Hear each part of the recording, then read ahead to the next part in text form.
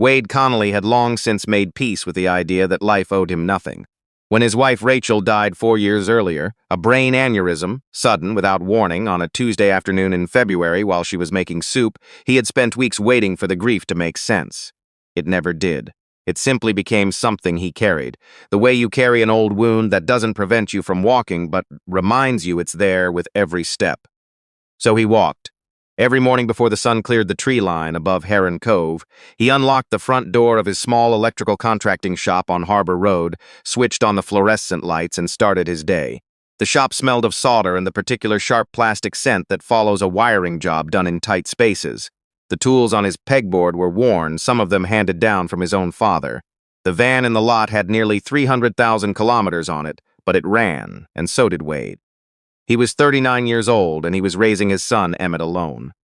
Emmett was 11, quiet in the way that kids become quiet when they've absorbed more sadness than their age should require. He had Rachel's eyes, dark gray, observant, always slightly ahead of whatever conversation was happening. After school each day, he'd walk the 4 blocks down to the shop and settle in on the old wooden stool beside the parts shelf. He'd appear at the door around 3:30, backpack too large for his frame, and sit without complaint, the way you sit somewhere that belongs to you. Some afternoons he did homework. Some afternoons he watched his father work. Both seemed to satisfy him equally. Wade never needed to explain this arrangement to the people of Heron Cove. Small towns along the Nova Scotia coast had a way of absorbing the complicated lives of the people who stayed, and most people in Heron Cove had stayed. They understood a father who couldn't quite let his son out of sight. They understood a lot of things without requiring them to be spoken. The Wednesday in early October that would eventually change both their lives began with a call from the Harbour Inn. The inn's main conference room had lost power to half its circuits. A group of executives had arrived from Toronto for a 2-day retreat, and their presentation equipment was down. The woman who called spoke in the clipped, compressed manner of someone who held other people's inefficiency personally against them. Wade loaded his kit, told Emmett he'd be back in an hour, then paused. "You want to come?" Emmett looked up from his geography notebook. "Is it boring?" "Probably." "Okay." He closed the notebook. The Harbour Inn was a converted Victorian house 3 blocks from the waterfront, the kind of place with a working fireplace in the lobby and framed photographs of fishing boats on every wall. Dorothy McLean, who had owned the property for 32 years, met Wade at the door with an expression of tired relief. "They're not happy," she said quietly. "They never are," Wade said, and meant it without unkindness. The conference room was on the 2nd floor. Wade counted 5 people in expensive coats when he entered. One of them, a woman standing near the window with her phone to her ear, held herself with the kind of stillness that is really just controlled impatience. Her name was Dominique Farrell. She was vice president of operations for a logistic technology company headquartered in Toronto, and she had been reassured by 3 different people in the past hour that the situation was being handled. She had not appeared reassured by any of them. Wade introduced himself briefly and set to work. The fault was not complicated, a tripped breaker in the secondary panel that had been improperly reset, paired with a loose connection that had been working itself free for probably 6 months. It was the kind of fault that looked like nothing until it became a problem, and that required genuine experience to catch quickly. He had the power restored in 22 minutes. He came downstairs and completed the invoice at Dorothy's front desk. Labor, materials, diagnostic time, $350. Dorothy had stepped into the back office to take a call. The lobby was quiet except for the low crackle of the fire. Near the window, partially obscured by a large fern that had no business looking that healthy this far into October, an elderly man sat in an armchair with a folded newspaper on his knee. He had the quality of someone completely at ease with his own company, the kind of ease that takes a long time to develop. Wade barely noticed him. He went back upstairs to deliver the invoice. Dominique looked at the paper for a moment. Then she looked at Wade. $350, she said. It wasn't quite a question. He explained calmly. The diagnostic time, the materials, the training behind the ability to identify a problem in 20 minutes rather than 4 hours. He said it plainly, without defensiveness, the way you state something true that you've stated before. Dominique listened. Then she looked at him in the way that takes in all the details at once. The worn knees of the work pants, the faded logo on the jacket, the calluses on the hands holding the clipboard. Whatever conclusion she arrived at remained unspoken. She slid the invoice back toward him across the table, have Dorothy sort it out. Then she turned back to her laptop. Wade stood there for 1 second longer than necessary. Then he picked up the invoice and left. Downstairs, Dorothy was still on her call. He left the invoice on the desk with a brief note and walked out into the October air. Dominique's voice was already drifting down from the second floor, clear, unhurried, already on to the next item. The electrician who had fixed the problem had been filed away with the problem itself, dealt with and forgotten in the same motion. The walk back to the shop took 8 minutes. Emmett read his father's face before Wade had finished closing the door. She didn't pay, did she? Dorothy will sort it out, Wade said, which was mostly true and also almost certainly not. Emmett was quiet a moment. $350 is a lot. It is. So why didn't she pay it? Wade sat down on the other stool and considered how to answer honestly without leaving something corrosive behind. Some people, he said, measure other people by how they look, by what they drive or what their job title is. When someone doesn't fit what they've decided matters, they decide that person's time is worth less. Emmett frowned. That's not how it actually works, though. You knew how to fix it. They didn't. I know. That seems backwards. It is backwards. Wade looked at his son. That doesn't mean it doesn't happen. Emmett looked back at his notebook but didn't open it. A truck moved past on Harbor Road. The October wind pressed against the windows. Neither of them said anything more. What neither of them noticed was that a man had paused briefly on the pavement outside, glanced through the shop window, and continued walking. Roland Sinclair was 71 years old and had not intended to do anything in particular with his week in Heron Cove. He returned to the Nova Scotia coast each October the way some people return to a particular book. For something, it offered that nothing else quite did. He'd grown up 40 kilometers north of here, the son of a man who'd fished for 30 years and never earned enough to stop worrying. Roland had started with nothing, and through a combination of disciplined thinking, calculated risk, and one piece of luck at exactly the right moment, had built a supply chain company that eventually became one of the largest privately held operations in Atlantic Canada. He had sold his controlling stake 6 years ago for considerably more than he'd ever needed. He was by most measures very wealthy. He was also, by the measure of anyone who'd known him for more than an hour, still the man who had grown up in a house where the pipes froze every January. He had been sitting in the lobby armchair when Dominique Farrell came downstairs after the electrician left. He watched her speak briefly with Dorothy, something about accounts, about the invoice being reviewed, and return upstairs. He watched Dorothy stand at the desk for a moment with the expression of someone who already knew what reviewed meant. Then Roland folded his newspaper, put on his coat, and walked out. Back at the rented cottage, he called his former assistant Gwen, who had the inconvenient gift of being able to find out almost anything about almost anyone, provided you asked her the right way. I need some background on an electrician in Heron Cove, he said. Name's Connelly, runs a small shop on Harbor Road. What kind of background? Roland looked out at the harbor, the kind that tells me who he actually is.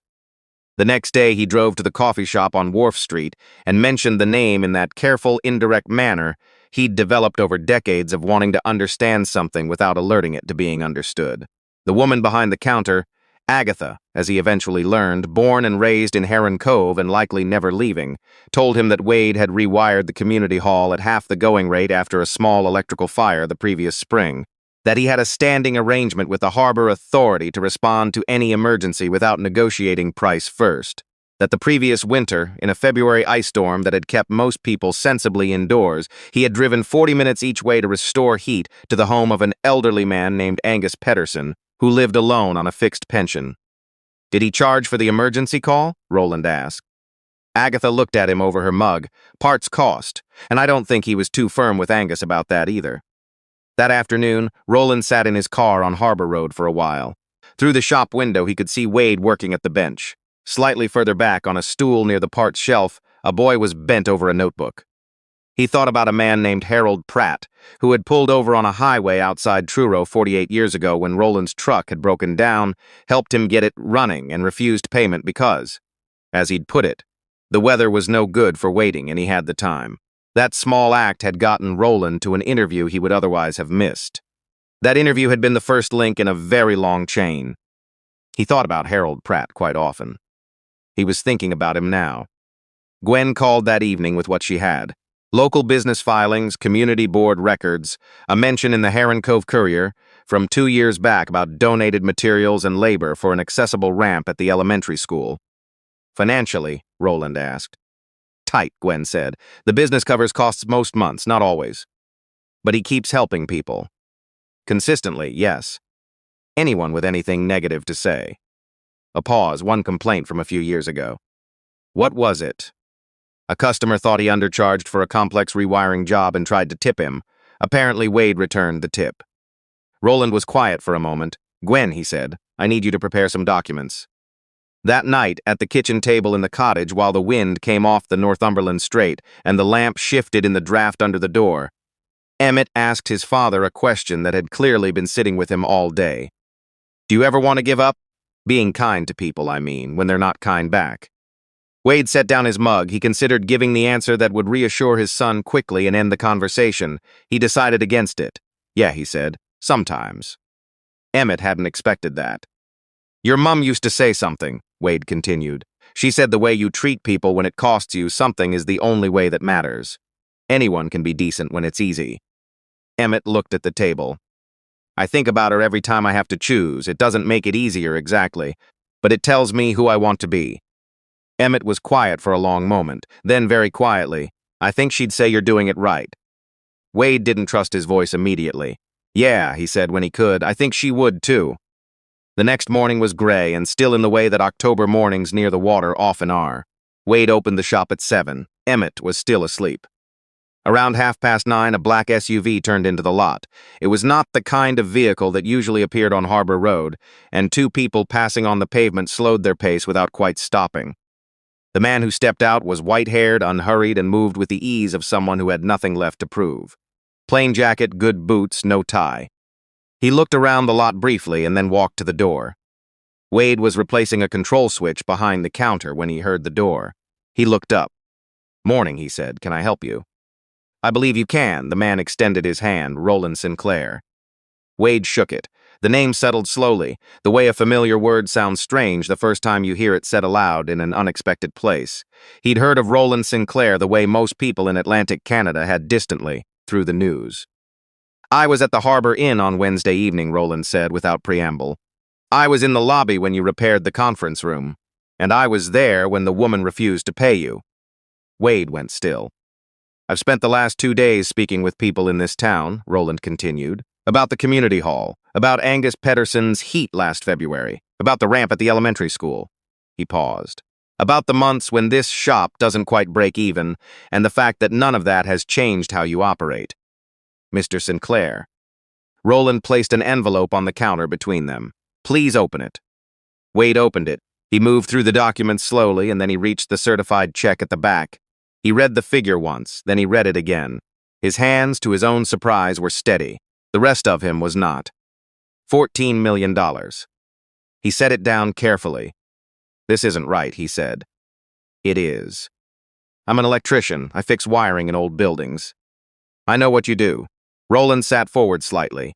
6 years ago, I established a foundation. The mandate is straightforward. Skilled trades training for young people in rural communities, emergency support for working families, resources for veterans who fall between every gap the system offers.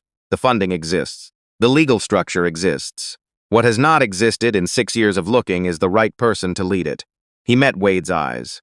I'm not looking for a businessman. I have those. I'm looking for someone who understands what it means to need something and not have it, who helps people even when it costs him, whose first instinct, when he can't afford generosity, is to be generous anyway. The shop was completely quiet. That isn't a quality you can hire, Roland said. You find it or you don't. He tapped the check gently. This money isn't the thing I'm offering you, Mr. Connelly. The thing I'm offering is the chance to do, at proper scale, exactly what you've been doing all along. Wade looked at the check for a long time. He thought about Rachel. He thought about Emmett on his stool with his notebook. He thought about Angus Pedersen and the ice storm and the 40-minute drive each way and the way the old man had looked when the heat came back on. He thought about the unpaid invoice still sitting in his desk drawer and the strange, crooked road that had somehow led from that invoice to this moment. I don't know how to run a foundation, he said finally. You know how to do the work, Roland said. The rest can be learned. Emmett arrived at 3:30, as always. He stopped just inside the door when he saw the manila envelope on the counter and the expression on his father's face. That particular combination of stillness and weight that meant something significant had happened. Wade told him everything: the conference room, Dominique Farrell, the invoice she'd left behind, Roland Sinclair sitting in the armchair by the fire, the 2 quiet days of investigation, the envelope, the check. Emmett listened with his hands flat on his knees, the way he listened when he understood that something required his full attention. When Wade finished, the boy was silent for a moment. "So her not paying," he said slowly, "kind of led to all of this." "In a way." Emmett turned that over. "She didn't think you were worth $350, and this man is saying you're worth $14 million. It's not exactly about worth," Wade said. "It's about trust. He's trusting me with something that matters to him. Because of how you acted when she didn't pay. Because of how I've acted for a long time, he just happened to see it." Emmett nodded slowly. He looked out the window at the harbor, at the silver light moving on the water.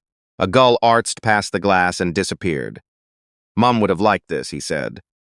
Wade looked at his son, at the gray eyes, at the 2 big backpacks still on his shoulders, at the 11-year-old who had somehow become both the hardest and the best part of every day. "Yeah," he said, "she really would have." Dominique Farrell returned to Heron Cove 11 days later. She came alone in a rental car, without the company SUV or the associates. She had spent the intervening days watching the story move through the regional press and doing the kind of thinking that most people avoid for as long as possible. She found Wade at the shop on a Tuesday afternoon and handed him a small envelope.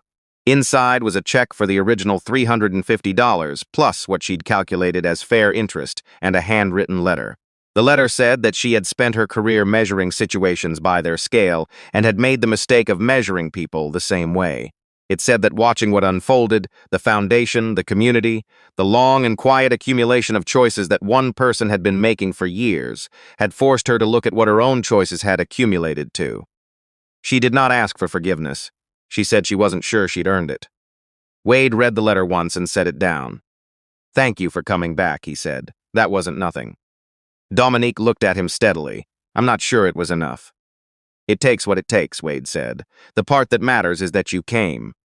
She nodded once and left. Emmett had been in the back room and heard enough to understand. He came out slowly after the door closed. "Was that her?" "Yeah." "What did you tell her?" "That it takes what it takes." Emmett considered this. "Is that actually enough?" Wade looked at his son for a long moment. Across the street, the bakery owner was pulling her sign in from the pavement. A woman passed with a child in a red jacket. A gull landed on the hardware store roof, reconsidered, and lifted off again. "I don't know," Wade said honestly, "but I know that staying angry at someone costs you more than it costs them, and I've got better things to spend that on." Emmett nodded once, the nod of someone who has understood something but would prefer not to make a show of it. He went back to his stool, took out his homework, and opened to the right page. Wade went back to work.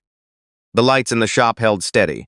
Outside, the harbor moved the way it always had, with total indifference and considerable beauty. Heron Cove did not change quickly. It simply continued, the way places that have been through enough winters learn to continue, with patience, without drama, and with a quiet kind of faith that tomorrow will arrive whether or not you've earned it. Some things, though, had changed.